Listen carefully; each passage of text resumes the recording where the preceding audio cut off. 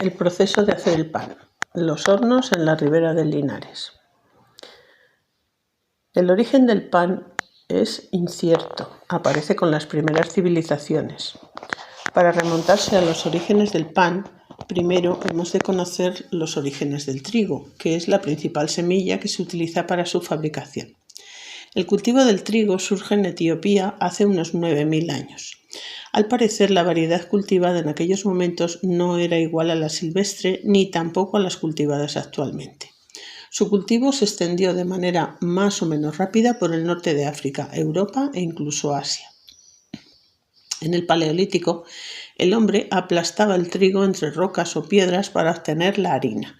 Posteriormente, en el Neolítico, tras una burda molienda y un posterior amasado con agua, lo cocían entre dos piedras planas recalentadas en el fuego o sobre planchas de tierra cocida que se cubrían con cenizas calientes. Este método se perfeccionaba con la introducción del molino de mano sobre una piedra ahuecada hacia el año 4000 a.C. En el 2000 a.C. se descubrieron las piedras giratorias, una de las cuales rodaba sobre la otra, haciéndolas funcionar los esclavos o los animales. Se atribuye a los egipcios la consolidación de la técnica de panificación, así como la elaboración de pan fermentado. Otros pueblos también lo hacían y, de hecho, en el Código de Hammurabi del año 2000 a.C. ya encontramos el citado pan. Posiblemente un descuido, el abandono de masa sin usar y su fermentación accidental propició el descubrimiento de pan fermentado, cuya esponjosidad fue rápidamente aceptada. También se le atribuye a los egipcios la invención de los hornos para cocer el pan. La historia del pan en Egipto ha corrido paralela a la de la cerveza.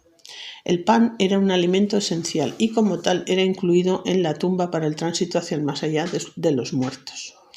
Los egipcios elaboraban masas con distintos cereales, se recrearon en la elaboración de piezas artísticas y emplearon enriquecedores. En la Biblia se menciona en multitud de pasajes la elaboración del pan y según la descripción que ha llegado era en forma plana o de galletas gruesas, cociéndose en el fuego sobre parrilla o en una especie de tosteras. El pan de trigo más suave, nutritivo y digestivo que el de cebada era el de trigo. Hacían pan leudado y pan ácimo. Los mejores panaderos eran fenicios porque sabían hacer muchos tipos de panes. Los griegos tomaban pan con vino, pan con aceite, pan con leche y pimienta. Tenían diferentes técnicas de cocción, al horno, a la ceniza, panes cocidos en moldes, como uno llamado boletino y que tenía esta forma de seta. Elaboraban panes con especias como el sésamo, con hierbas aromáticas como el hinojo, hacían panes enriquecidos con miel y con queso. Tenían panes para días especiales. Los hebreos conocían el pan desde tiempos remotos y desde su huida de Egipto quedó ritualizado el antagonismo entre el pan fermentado y el ácimo, ya que el fermentado lo consideran impuro y durante su Pascua solo se les permite comer pan ácimo. Los griegos le reconocían un origen divino. Asimilaron el arte de la panadería y perfeccionaron su técnica con enorme devoción. Perfeccionaron el arte de la molienda y del tamizado, separando los desperdicios del trigo para obtener harinas de distinta blancura. Adoptaron y mejoraron el gran horno de panadería.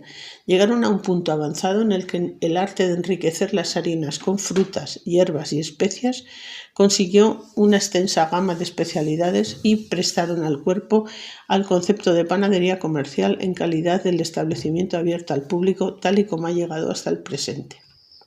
Los romanos aprendieron el oficio de los panaderos en el siglo II a.C. por el contacto con la cultura griega. En Roma fue a partir de la era cristiana cuando su consumo cobró rango popular. De antes ya lo conocían, pero solamente lo consumían las mansiones más pudientes. Se establecieron hornos públicos dictándose normas muy estrictas de seguridad para evitar los incendios. En las ruinas de Pompeya se han encontrado restos de panes carbonizados acabados de salir del horno que permiten conocer con mucho detalle su elaboración y su forma. También se han encontrado panes en la mesa de un panadero junto a moldes y otros utensilios relacionados con el arte de hacer pan. Clasificar o estudiar los panes romanos es muy complicado. Hay una larga lista de formas de hacerlo. Hacían pan ácimo y pan fermentado, pan con sal y sin sal. Hacían panes con diversos cereales, si bien el de trigo era el más apreciado. El pan podía ser elaborado con harinas de diversas calidades. El más valorado era el siliginis, el de segunda calidad el siligio y el pan de tercera el similago. Hacían panes redondos, cuadrados, trenzados en espiral, coronas, planos, hechos con moldes de diferentes formas o formas especiales. Marcial, en sus epigramas, describe unos panes con formas eróticas y critica a la mujer que los encarga. Gracias al concurso de los panaderos griegos, los romanos llegaron a profundizar en el arte de la panadería. En el año 158 a.C. se establecieron en Roma los primeros grupos profesionales calificados durante el mandato de Trajano. Se construyó el Colegio Oficial de Panaderos, cuyos miembros se beneficiaban de exenciones fiscales. Estaban eximidos de casi todas las obligaciones, cargos, tutelas y curatelas, gozando de gran prestigio y pudiendo llegar incluso a ser senadores. La profesión se heredaba de padres a hijos y su ejercicio era obligatorio. Incluso el trigo de los graneros públicos era confinado a los panaderos. Durante el gobierno de Octavio Augusto había en Roma 329 panaderías públicas, todas regidas por griegos. El patrono maestro tenía asignados servidores, esclavos, muebles, animales, hornos, etc., que eran propiedad de la República. Los romanos mejoraron los molinos ideándose artefactos montados sobre mampostería provistos de muelas giratorias y se construyeron nuevas máquinas de amasar, consistentes en cubas cilíndricas de piedra en las que giraba una gruesa pieza de madera vertical que permitía la acción humana y la tracción animal. El horno también se mejoró en tal medida que aún hoy se denomina horno romano, al fijo de calentamiento directo. Al igual que en Grecia, las taonas elaboraban piezas de fantasía a partir de diversos cereales. Los romanos propagaron por toda Europa la siembra y el consumo del cereal. De su afición al trigo da constancia el que en las campañas bélicas se les asignaba a los soldados una ración diaria de trigo molido que guardaban en saquillos y con el que preparaban sus gachas y el pan cotidiano. Los romanos dejaron sus costumbres por toda Europa, siendo el pan junto al vino símbolos del avance cultural. Durante la Edad Media no progresó el cultivo ni la panificación, sino que incluso tuvo una regresión relativa en comparación con el grado de refinamiento alcanzado por los pueblos griegos y romanos. En el siglo XI se desarrolla el cultivo de los cereales a gran escala, en tierra de los señores feudales, y de forma paralela se desarrollan los grandes molinos para dar abasto a la mayor cantidad de producto. Los señores feudales dan como pago al trabajo de sus vasallos hogazas de pan, que eran mezcla de harinas de trigo, centeno y cebada, siendo el pan blanco privativo de las clases altas. En esta época, las técnicas de panadería no solo no progresaron, sino que sufrieron una regresión relativa en comparación con el grado de refinamiento alcanzado por los pueblos griegos y romanos. Los primeros panaderos aparecieron en las ciudades y en poco tiempo llegaron a constituir una profesión. A partir del siglo XII, los panaderos comienzan a organizarse en gremios. El pan no solo se usaba como alimento, sino también como plato sobre el que se ponía la comida. Era un pan ácimo. A finales del siglo XVIII se perfeccionaron algunos aspectos técnicos como la molienda, y esto, unido al progreso en la agricultura, supuso un aumento en la producción del trigo y una harina bastante más blanca y refinada, bajando así el precio del pan blanco. En este siglo se produjeron los primeros descubrimientos científicos con respecto a la harina. Para ingresar a la profesión como aprendiz en los países centroeuropeos se requería pertenecer a familia honorable, hasta que fue abolido en el siglo XVIII. En España se obligaba a ejercer la profesión por lo menos un año, evitando así que fuera elegida como actividad pasajera. En España, en 1800, se dictan numerosas ordenanzas que regulan la fabricación y la venta del pan. La evolución, tanto en molienda como en panificación, fue escasa durante estos siglos, hasta la llegada de la Revolución Industrial. En el siglo XIX se inventó el molino a vapor en Hungría y se reemplazaron los rodillos de piedra por los de hierro, lo que permitió acelerar la molienda y obtener una calidad más regular. Posteriormente, en el siglo XX, se introdujeron los rodillos de porcelana, más resistentes. En el proceso de amasado se añadió una nueva fase, la aireación de la pasta. Apareció un nuevo tipo de levadura, hornos de amasar que cocían mejor y medios mecánicos para amasar. Tiempos de la Guerra Civil Española. Como consecuencia de la Guerra Civil, hubo un gran desabastecimiento de toda clase de alimentos. El pan, que tuvo que ser necesariamente el alimento básico, hubo de hacerse con las harinas más insólitas, como son las de habas, garbanzos, cebada y centeno, las cuales daban panes negros y pesados, de sabor poco agradable e indigestos. Durante la guerra, el Estado, por medio de la Fiscalía de Tasas, racionalizó las escasas reservas de harinas, concediendo un cupo limitado por panadero, las cartillas de racionamiento. Durante la década de los 40, el Estado estableció un férreo control sobre el pan, quedando sujeto a precio y peso todas las piezas. En agosto de 1986, el pan quedó libre de peso y precio, excepto una pieza por provincia. Por el tipo de cocción, encontramos el pan de fogón, hecho en casa, que acostumbra a ser plano, el pan de horno, furnus, hecho en las panaderías, el pan de clibanus, hecho en un horno pequeño portátil. Otras especialidades eran los panes cocidos en las cenizas, focatius, considerado un pan exquisito, o el pan cocinado dentro de un jarrón de tierra, es el panis testuatius. Panis testuatius. Bien. Un pan especiado y con vino en la masa que una vez cocido se rompía el recipiente y se comían remojándolo con vino. Hacían pan con diversos gustos, pan de sésamo, pan de semillas de adormidera con pasas, con frutos secos. Hay panes con nombres de lugares, de la misma manera que hoy compramos pan de Viena. Los romanos compraban pan de Picea o pan de Alejandría. Estos panes aparecían en las recetas de cocina. Elaboraban panes especiales para acompañar un determinado plato, como el pan para las ostras, o el destinado a los legionarios o a los marineros, el pan nauticus. Estos dos últimos eran secos para poder aguantar largas marchas o travesías. Nuestro pan de payés era el pan rusticus. Panes especiales para días señalados y fiestas. Esta tradición se mantiene vigente aún hoy con muchos países y en muchos pueblos. A veces es difícil decir si estos panes están enriquecidos con frutas secas y semillas o ya son pasteles. En el año 30 a.C., en Roma, hay 300 hornos de pan. Eso demuestra la rapidez de expansión del oficio y la importancia del pan en esta cultura. Mejoraron los molinos y también los hornos de calor directo. Los pistores eran los panaderos. Han quedado retratados en diversos mosaicos como el que acompaña el texto que estoy leyendo. El precio del pan estaba regulado y el control del precio era una de las preocupaciones de los emperadores. Existía el colegio de panaderos que gozaba de algunos privilegios sobre los impuestos. En la ciudad de Roma se llegó a distribuir pan a todos los ciudadanos. Juvenal, en sus sátiras, dice que para tener contento al pueblo hace falta darle pan y circo. El pan forma parte del recetario romano. De Reconquinaria de Apicio, donde encontramos recetas de panes rellenos, de panes dulces, la receta de las tostadas de Santa Teresa, a las que añadían un poco de pimienta. También añadían miga de pan para las albóndigas y a los rellenos para suavizarlos, y lo desmenuzaban para espesar platos. Las etapas utilizadas para el proceso de elaboración tradicional de pan son el amasado, la división, el boleado, el formado, la fermentación, el reposo y el horneado.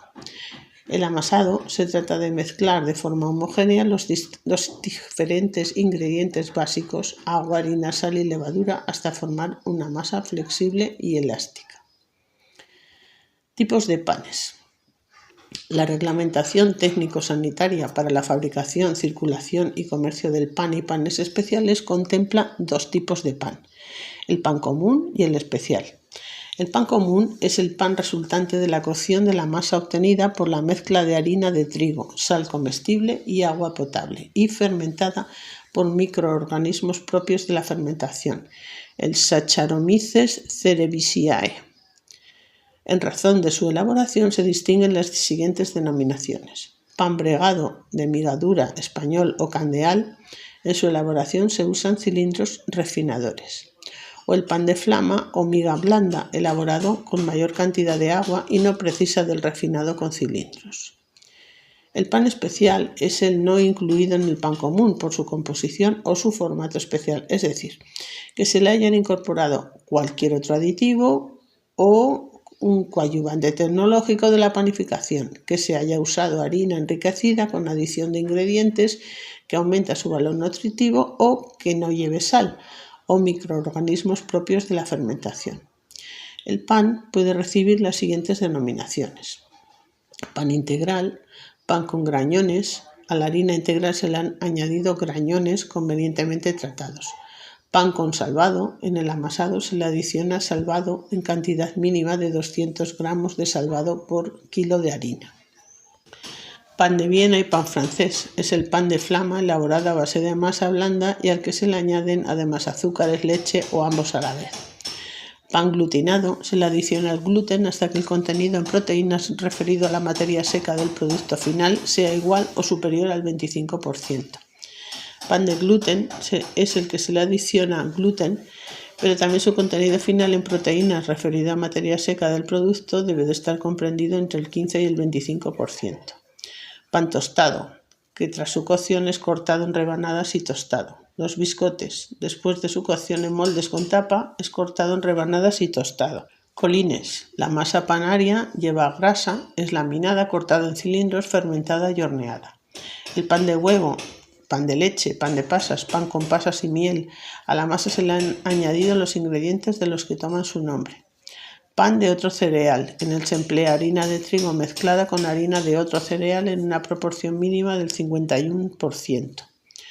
Pan enriquecido. En su elaboración se han incorporado harinas enriquecidas o se han empleado sustancias enriquecedoras. Pan de molde o americano. Es aquel que tiene una ligera corteza blanda y que para su cocción se ha introducido en un molde. El pan rallado, que es el resultante de la trituración del pan. Y otros que son especiales por sus ingredientes adicionales, además de su forma externa o el procedimiento de su elaboración, como es el pan bizcochado, pan de frutas, palillos, bastones, grisines, panácimo y otros. En estos tipos contemplados por la reglamentación se incluyen todas o casi todas las variedades y tipos de panes. La lista individualizada puede hacerse interminable. Habría que hacer mención a los productos de bollería como son las torrijas, los brioches, croissants, magdalenas, masa de hojaldre, pan quemado, roscón de reyes, galletas integrales, tortas de aceite, etc. Además de otros productos como pueden ser las pizzas. Las formas y variedades locales de pan en España son muy numerosas, aunque la tecnificación actual ha puesto trabas a la originalidad o aspectos ornamentales. Así hay panes con formas de animales representativas de los sexos tanto masculino como femenino, de luna y diversos objetos. Como nombres quizás más representativos de las variedades de pan española se podrían mencionar la barra o baguette, el pan de cateto, la coca, el crespillo, el crostons, el cuerno, el cuscurro, el chusco, la fabiola, la hamburguesa, la hogaza, el hornazo, el jonguet, la medialuna, la medianoche, el mingo, el mollet, la opilla, el pan blanco, el pan de payés, el pan de cantos, el pan de papas, el pan de albro, el pan de Viena, el pan regañado, el panete, la pataqueta, el pepito, los piquitos, la rosca, la taja, la telera, la torta de aceite, por nombrar algunos. Simbolismo del pan en la sociedad. La agricultura de los cereales, debido a su importancia en el bienestar de los pueblos sedentarios, alcanzó carácter sagrado desde la antigüedad. Una gran cantidad de dioses ejercían sus influencias beneficiosas o perniciosas sobre la evolución climática de las estaciones. Los egipcios dieron al Nerpri rango de dios del trigo. Los fenicios rendían culto a Mot, espíritu del grano. En la mitología griega, Demeter desempeñaba el papel de la protectora de la tierra cultivada, papel encarnado por Ceres en Roma. En el antiguo Egipto, el pan fruto de los cereales amparaba creencias muy complejas. A su alrededor oscilaban nociones de procreación y fecundidad. El acto sexual y el instinto de reproducción encontraban un trasunto simbólico que la misteriosa fermentación del pan. La levadura era el germen a la vez que la semilla. el semen vital. Bajo su acción, la masa cándida e inerte se convulsionaba en todo su ser para dar lugar al pan levantado. De hecho, en el viejo latín, el término levamen no significa fermento, sino consuelo, alivio, descanso. Los panes ácimos o sin levadura eran considerados un símbolo de pureza y solo con pan ácimo puede conmemorarse en tiempo de Pascua. Numerosos pasajes de la Biblia condenan con intransigencia manifiesta el consumo de pan leudado en la fiesta de los ácimos. La imagen del pan penetraría en los rincones más profundos del inconsciente colectivo de los pueblos mediterráneos, vinculada a la idea de la procreación.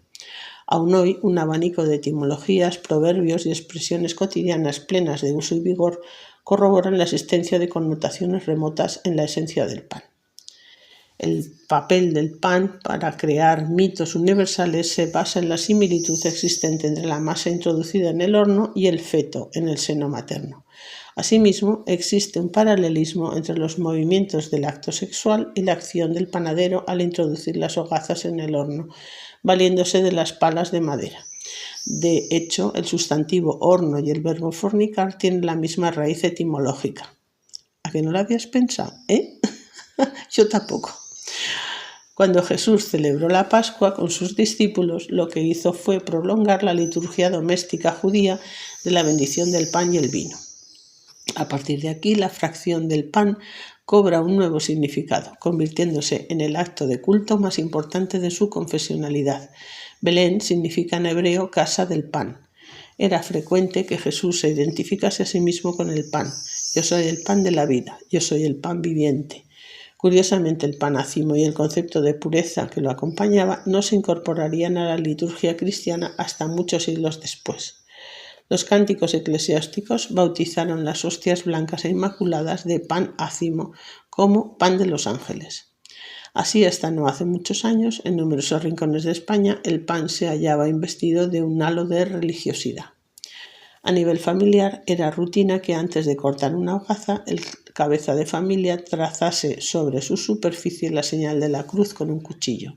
Si se caía al suelo, el que la recogía debía de besarla y decir «es pan de Dios», así como tampoco estaba permitido maltratar o desmigar el pan, ni tirar sus restos a la basura o darlos a los animales, ni volverlo del revés sobre la mesa, ni pisarlo o pinchar las hogazas con la hoja de un cuchillo, ya que todo esto era una afrenta a Dios.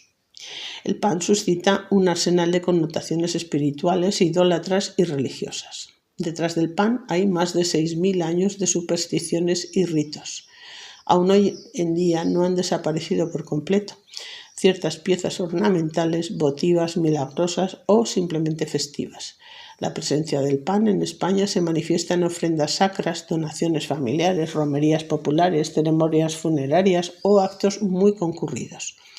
En algunos panes alegóricos se trasluce la invocación a deidades mitológicas, la esencia de ritos de fertilidad y el espíritu de prácticas de culto. Existen panes benditos, que según las creencias de cada localidad desempeñan funciones polivalentes o preservan de enfermedades, actúan contra plagas del campo, las tormentas y las acciones devastadoras de la naturaleza. Alejan a brujas y malos espíritus, aniquilan ratas y alimañas y hasta sanan dolencias específicas. Las piezas son muy variadas, con forma de galleta, bollo o panecillo, lucen grabadas cruces o alegorías religiosas, y en algunos lugares se moldean con perfiles específicos, en forma de falo, animales, ambos relacionados expresamente con la fecundidad, etc. Sumido en convicciones esotéricas, el pan interviene también en actos de fe premonitorios, desempeñando el papel de fetiche o talismán. Premonitorios del curso de una enfermedad o talismán de amor, salvación de eterna felicidad. Tampoco es infrecuente su presencia en prácticas supersticiosas y actos de curanderismo. Existen panes relacionados con etapas concretas de la existencia, con ritos de tránsito de la vida humana, adolescencia, noviazgo, matrimonio o muerte, junto con otros comprometidos con efemérides paganas. Parte importante de los panes elaborados durante la primavera rememoran los milenios conceptos paganos de ofrenda o de exaltación de la fecundidad. En la mayoría de ellos el huevo desempeña un papel decisivo. Un gran número de bollos dulces, masas azucaradas emergen con esplendor en tiempo de Pascua y lucen huevos duros cubiertos por dos cordones entrecruzados de la misma masa, en forma de cruz. Los ritos vinculados al huevo de Pascua y a la costumbre de ingerir u ofrecer panes con bollos, con huevos, entre enamorados, de padrinos, ahijados, a feligreses, sacerdotes, perviven arraigados en Occidente como un fiel trasunto de costumbres remotas. Es probable que cuando el cristianismo pretendió borrar la carga mitológica que envolvía los bollos primaverales, decidiese santificarlos señalándolos con el símbolo de la cruz. Otros ritos que acompañan a la ingestión de los panes primaverales evocan también lejanos arcaísmos. Así, la proximidad de una fuente o corriente de agua, que es el símbolo de vida y materia de fertilidad, se repite en la celebración de los fastos populares. Las comidas en común, las ofrendas de alimentos a personas de sexo opuesto, alcanzan enorme apogeo en las ceremonias mágico-folclóricas que salpican el mes de mayo. El hecho de que los cereales se consideraran antaño un símbolo de la fertilidad telúrica explica que todavía hoy se arrojen granos a los recién casados a la salida de las iglesias o se les convine a que compartan el pan de boda. Con el solsticio de verano, durante la noche mágica de San Juan, se rinde culto a la naturaleza, el agua, la vegetación, al sol, Dios supremo de las fuerzas telúricas. Las cocas en Cataluña y Baleares deben de degustarse al aire libre, ya que se augura toda suerte de infelicidades a quienes las ingieran bajo el techo. La fiesta de Todos los Santos marca el anuncio de la estación fría. Para los pueblos primitivos, los muertos no desaparecían del teatro de la vida, por el contrario, podían contribuir al bienestar de sus allegados a cambio de recibir presentes y alimentos en determinados momentos del año. El pan constituía también un ingrediente básico de las ofrendas mortuorias. Como se observa, el pan está presente en los distintos ciclos de la vida, comparándolos con los ciclos anuales, y tiene simbología manifiesta para todos los ciclos de la vida, desde la concepción hasta la muerte. Con esto es media hora de escucha. Voy a hacer una segunda parte. Tendencias actuales del consumo de pan. Prácticamente en la totalidad de los países desarrollados, como dijimos ayer, se ha producido un descenso en el consumo de cereales y por lo tanto del pan. Los cereales de desayuno han triplicado su consumo y se ha observado que ha disminuido el consumo del pan blanco, aumentando el consumo del pan integral. Se ha observado que en general el consumo de alimentos es menor en la zona rural, salvo para el pan y el vino, que es mayor. Al aumentar el nivel socioeconómico, disminuye el consumo de pan y aumenta el de cereales distintos de este. Se observa un descenso en el consumo nacional de pan y, sin embargo, sigue siendo un alimento básico, ya que diariamente se consume el 98% de los hogares. Según datos del año 1988, parece ser que, al igual que en otros países, ha aumentado el consumo de pan integral, para estar más guapas. Al contrario que el pan, las galletas, la bollería, la pastelería ha experimentado un aumento continuo en los últimos años.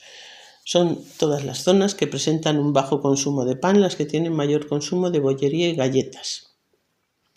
Las causas del descenso de consumo de pan son principalmente la evolución en las preferencias hacia una dieta variada y constituida fundamentalmente por alimentos con alto contenido en proteínas y grasa, paralela a un aumento del nivel de vida de la sociedad en conjunto, pues aún prevalece la leyenda negra del subdesarrollo unido al consumo de alimentos ricos en hidratos de carbono a la vez que baratos y de poco prestigio como son el pan y las patatas.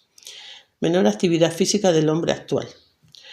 Un fenómeno actual, sobre todo de la población femenina, es la restricción voluntaria del consumo de alimentos por motivos puramente estéticos y por la creencia errónea de que el pan engorda. El pan de molde junto al pan integral son los que han mostrado un incremento en los últimos años.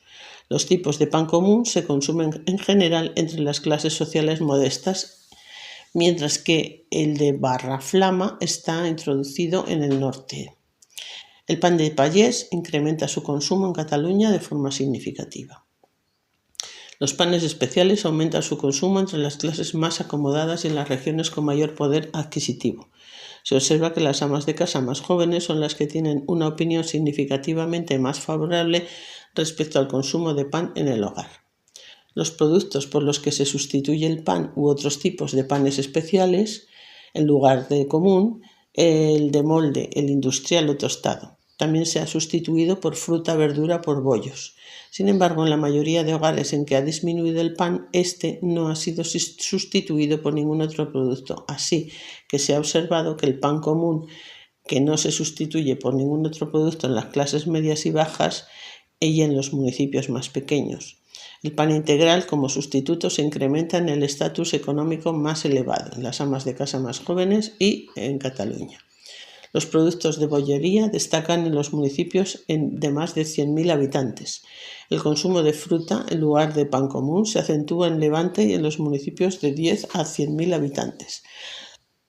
Las razones que se argumentan por las que no se consume más pan suelen ser: se relaciona su ingesta con un aumento del peso corporal, no apetece comer más o no gusta demasiado, no hace falta comer más, compra lo suficiente o prefieren otras cosas. En resumen, se ha producido un descenso del consumo de cereales en los últimos años, principalmente debido al descenso del consumo de pan. A pesar del descenso, el pan continúa siendo un alimento básico en el 98% de los hogares españoles.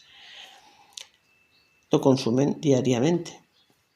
Está aumentando el consumo de productos industrializados, incluido el pan de molde, cereales de desayuno, galletas y bollería. El consumo de pan está influido por una serie de variables como las zonas geográficas, el nivel socioeconómico y el tamaño del municipio. Y ahora nos vamos a meter un poquito más en lo local, en la historia del pan aquí en la Ribera de Linares, los hornos y la tradición. Hacer el pan para comer cada día era una labor de antaño mayoritariamente para la mujer. Preocuparse de que en su casa no faltase el pan para la familia no era un trabajo fácil ni descansado.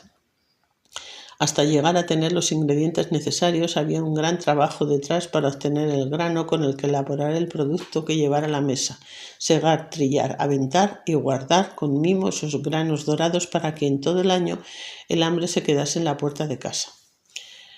Tiempos difíciles que pasaron nuestros ancestros, tiempos de escasez y a veces de miseria y que fortalecieron a las generaciones que los sufrieron.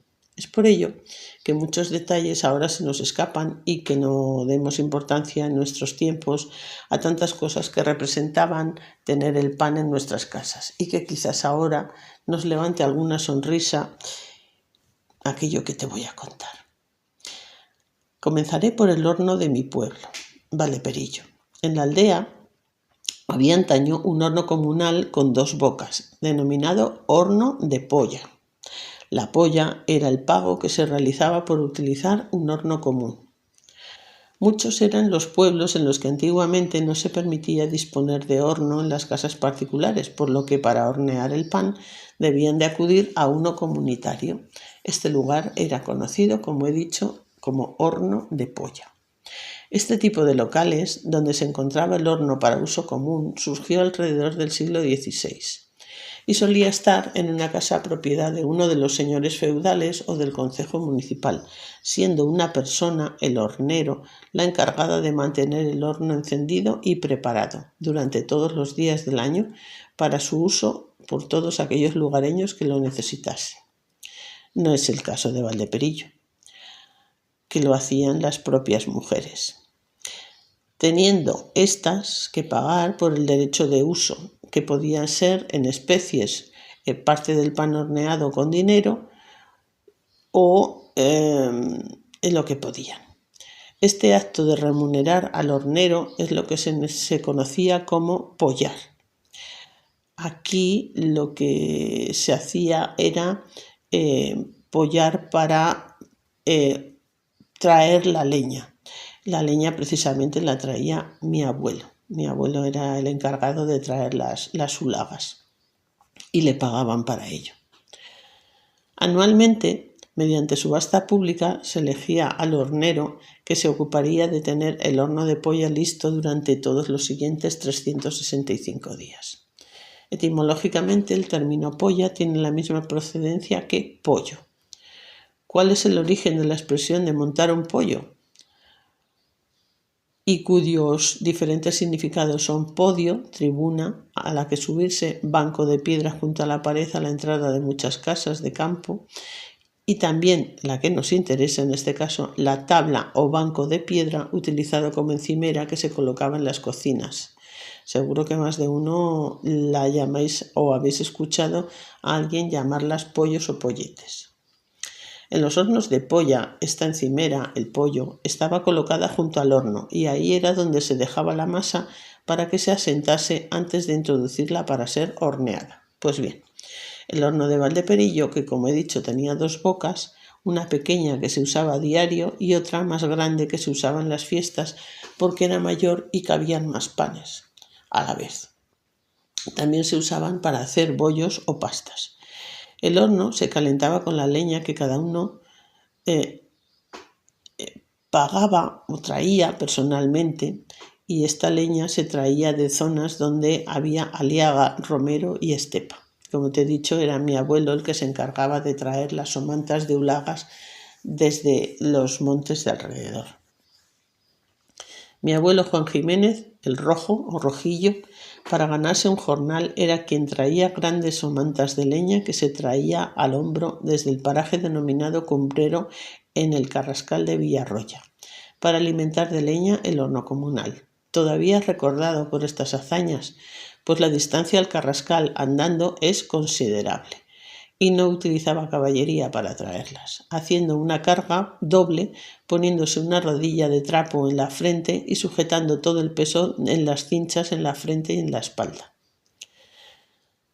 La gestión del uso del horno comunal, así como la del uso de las denominadas ollas de pueblo, que eran la femera, donde se echaban las boñigas de las caballerías, y las cenizas de horno se echaban a suertes haciendo una puja que se celebraba a finales de año, teniendo derecho quien se quedase con el horno a llevarse las cenizas de todo el año. Quiero decir también que este hecho, este recuerdo a mi abuelo es recogido en un libro escrito por don Ezequiel Solano Antoñanzas, abuelo del ministro Solano, el socialista, que era de Villarijo, del pueblo siguiente al nuestro de Soria, y que encontré a voz de pronto y me hizo muchísima ilusión el que recogiera este hecho de estas cosas que la gente contaba del pueblo, y entre ellas que se siguiera recordando a mi abuelo y que estuviera escrito en un libro. Ya te lo enseñaré. Luego, el estiércol curado con las cenizas y los excrementos de los animales era usado para sí mismo o vendido a otros vecinos, porque empujó para la gestión del horno comunal, manteniendo así también limpias las calles del pueblo. Cosa nada fácil, pues cada vecina procuraba también recoger para sí misma y su cuadra el estiércol para su propia casa, creándose en ocasiones disputas por la boñiga de cada arriero. Me han contado verdaderas historias de estas disputas entre vecinas. Pues bien, volviendo al horno, el problema era que el horno debía de encenderse y calentarlo hasta que estuviese con la temperatura adecuada. ¿Cómo saber cuál era la temperatura si no había entonces termómetro para medirla? Pues el modo era fácil y sencillo, observando.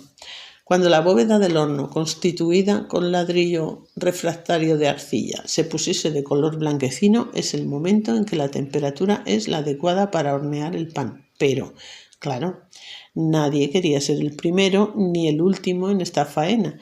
El que le tocaba el primero para echar el pan necesitaba más leña para poder calentar el horno a la temperatura adecuada. Entonces ninguno quería ser el primero para calentarlo, y el que le tocaba el último se encontraba que la fuerza del horno ya no era la misma y por lo tanto horneaba más lento.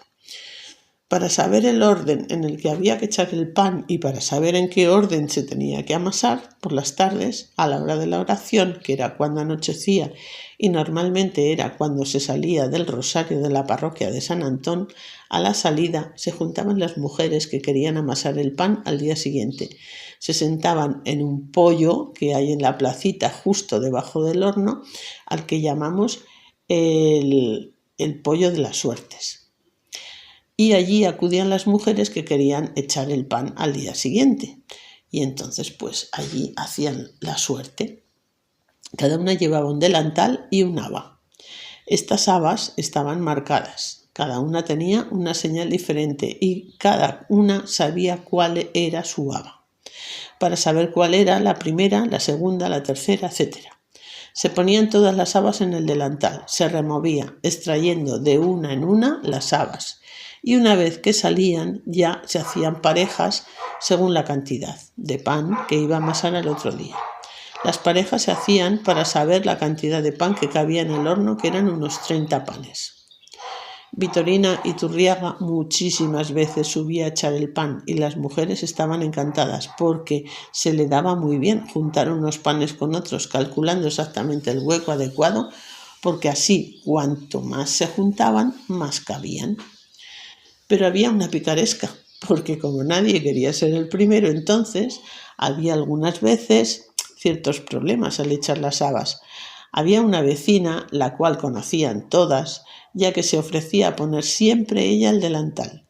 Y según cómo iba saliendo las habas en orden, ella conocía la suya. Y si su haba salía la primera, pues dejaba caer una segunda haba en el delantal. ¿Y qué pasaba? Pues que cuando salían las habas y sobraba una, pues ya estaba el lío preparado. Y entonces había que repetir otra vez las suertes. Normalmente, para sacar las habas y evitar problemas, lo hacían los niños que estuviesen jugando cerca. Las mujeres llamaban a los críos y les decían: «Chaval, ven aquí a sacar las habas». Entonces los niños metían la mano en el delantal e iban poniéndolas en fila, y ya después veía cada una lo que había salido. Y si no había habido trampa, pues la cosa era normal. En las fiestas de San Antón y San Sebastián se usaban normalmente los dos hornos. El más grande, que estaba a la derecha entrando, se usaba para los panes y los roscos de San Antón y de San Sebastián. Y había el horno que tenía unos polletes alrededor donde se dejaban los panes. De ahí el nombre de horno de polla, como he dicho. Y las latas, ya que con las pastas hechas había además un pozo donde había un palo con un trapo y el llamado cernadero. Cuando se calentaba el horno al final, una vez que se había recogido las ascuas a un lado, luego se fregaba con el cernadero para dejarlo más limpio. Los hornos de Villarijo y otras localidades. En Villarijo se amasaba cada 8 días, panes de 2 kilos. Salían a la plaza las mujeres y se echaba sorteo, la que más tenía con otra de menos cantidad. Si había acuerdo, no se echaba sorteo, de lo contrario, sí, y a ver a quién le tocaba la primera o la segunda hornada. Como digo, había problemas en todos los lados. El horno estaba junto a la casa de la señora Crescencia. También había otro en el barrio de arriba. A unos 10 metros del horno vivía la comadrona Leónides Martínez. Como había 2 barrios en Villarijo, el de arriba se despobló antes y el horno de arriba se paralizó, usándose solo el de abajo. Hacían de horneras las mujeres que iban a amasar. El horno se calentaba con ulagas y estepas. La estepa daba olor al pan si estaba verde. Si era seca, no daba sabor. Por ello empleaban más aliagas, pero las somantas de ulagas o estepas las traían los hombres, lo contrario de Peñazcurna. Por regla general, las mujeres de Peñazcurna eran fuertes, hasta tal extremo que si el matrimonio venía de segar, si el marido venía de segar, que me estoy liando. Eran fuertes hasta tal extremo que si el matrimonio venía de segar, el marido iba montando en el macho y la mujer andando y con una somanta de leña en la cabeza para calentar el horno de la cocina. El horno tenía un cubierto con bancos a los lados. En ellos se ponían los cajones o bancalejas de pan. En el cajón se ponía una sábana de lino o de cáñamo donde se colocaba el pan. Se tapaba y encima se ponía una manta de cáñamo. Una vez así preparado, se metía en un cuarto caliente o oscuro, porque estos cuartos eran y son más calientes, o en la cocina, y a veces se volvía porque estaba cerca del hogar, por si estaba a un lado más caliente que otro. Pero si estaba crudo, no se había liedado bien, como dicen en Calahorra, o sea, subido el fermento, no podía meterse en el horno. Cuando se rompía el horno, se arreglaba en vereda por los vecinos. Entre las clases de panes que hacían en Villarijo citaremos las tortas de pastor, que son cuando se ponía la merienda del pastor, se ponía una pieza por día que solía ser la mitad que el pan, o sea, 1 kilo, así que se hacían 7 para la semana. El pan de suela, que era un pan delgado que salía de la sobadera, y si no se hacía con ella a mano, pues se dejaba en la gordura que tiene la suela de calzado y se cocía 1 hora antes. Era costumbre de comérsela caliente. Los hombres que estaban trabajando en las fincas cercanas al horno iban a este y se lo comían caliente. En Grábalos se llama testaraña, que lleva la misma masa pero con azúcar, y a la media hora se sacaba. La papacha era una torta de igual masa, pero a esta se le añadía azúcar y chinchorras, la parte que queda después de regalar las mantecas de cerdo. Además se añadía algo de aceite de oliva. Una vez hecha se freía o se llevaba al horno. En Grábalos se llaman tortas de chinchorras. Los panes de orijuelos eran panes que terminaban en pico de la misma masa para que otra cualquiera y se untaban con caldo de cocer el azafrán y eran para los canastillos de las móndidas, porque en Villarijo también se celebran las móndidas. Por eso he dicho que todos los pueblos de alrededor nuestro celebraban las móndidas. Entonces, de alguna manera yo creo que aquí hace muchos siglos también lo harían. En el faro, el pan después de amasado lo tapaban con una sábana y para saber si estaba a punto decían que ya estaba lledado o lledado. En Carcedo de Burgos se calentaba el horno con aliagas, espinovero o endrino, chasca, que son ramas de encina menuda, y espino andrinero. Se llevaba el pan en el escriño encima de unas redondelas, que son unas rodillas de tela para llevar sobre la cabeza. En los escriños se echaban el pan a dormir, lo tapaban con las sábanas maseras y cuando el pan estaba a punto para meterlo al horno decían «ya ha venido». La masa se calentaba en el escriño con el curreño, que es una piedra caliente. El escriño era parecido a un pandero grande, hecho de zarza pelada y paja. La zarza, después de pelada, se partía por la mitad y con las tiras de la barda o zarza se cosía la paja de centeno y se formaba el escriño, con las vueltas de bardas necesarias. Cuanto más grande, más vueltas y más paja. En Bergasa se calentaba el horno con aliagas y tomazas, que es la artemisa. El pan hecho se guardaba en una banasta con una sábana tapado en una manta y en la cocina.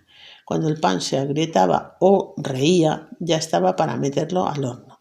Si el pan no estaba a punto y se metía en el horno, salía el pan pintado y con unas vejigas y se le encanecía más fácilmente después. Las tartas aceitosas. Se hacía con masa de chinchorras por dentro y azúcar por fuera. Alguna vez se hacía algo de aceite. Las somas, que eran un pan hecho todo con salvado y harinilla sin colar. Esto en Calahorra se le llama chozne. En Cornago, el tío Rilas, que se llamaba Emilio Hernández, traía grandes somantas de aliagas, también como mi abuelo, y leña durante el invierno para los trujales de Cornago. Las panaderías que hubo en Cornago estuvieron regentadas por Julián Moreno en las cercas. Antonia la Tajailla la tenía en la calle Carnicería. El tío Marrón en la calle San José de Calasanz. Matías Ovejas en la plaza de Baroja. Hortelano de los Pantres, el horno hortelano de los padres agustinos de Calahorra. De las amasadoras que vendían pan en Cornago citaremos a la tía Elisa en la Umbría, a la tía Francisca en la calle Carnicería y a la tía Antonia en la plaza. Esto muy de antaño, porque yo no las he conocido ninguna de estas. En Villarroya se calentaba el horno con carrasca, aliagas y romero. Se cogía la leña en el monte del Romeral, Valdelavía y Cerrillo. Las encargadas de cocer el pan eran las mujeres, que entre ellas citaremos a Fernanda Monge Sanz, la ciríaca Galán, María Pérez, María Tomás, Julia la esposa de Eugenio Pérez, Crescencia Pérez. Los panes los cocían por la mañana y la tarde. Hacían unos 70 panes y cobraban unos 5 céntimos por cada uno. Se pagaba a tanto el kilo. La bolla es un pan de igual masa que los demás, con chinchorras y azúcar. Esta relación de formas de hacer, cocer y realizar el pan fue hasta principios de la segunda mitad del siglo XX. Luego ya vinieron otros tiempos más modernos, más maquinaria, peor pan, y se pone al igual que el chicle. Se guarda menos porque se pone duro, mohoso y con los aditivos que se les echa para la blancura y para que crezca en el horno. Así pasa, que vas a hacer el pan normal y no te sale como el pan que se vende en las panaderías. Bueno, pues hasta aquí. Ayer precisamente hice mi pan. Me quedé sin pan, puse mi maquineta en marcha y me hice mi bolita de pan y mi masa. Y finalmente no lo tengo que cocer, sino que lo hace la misma máquina. Estaba bueno, la verdad. Y es toda una maravilla y a mí me encanta hacer pan.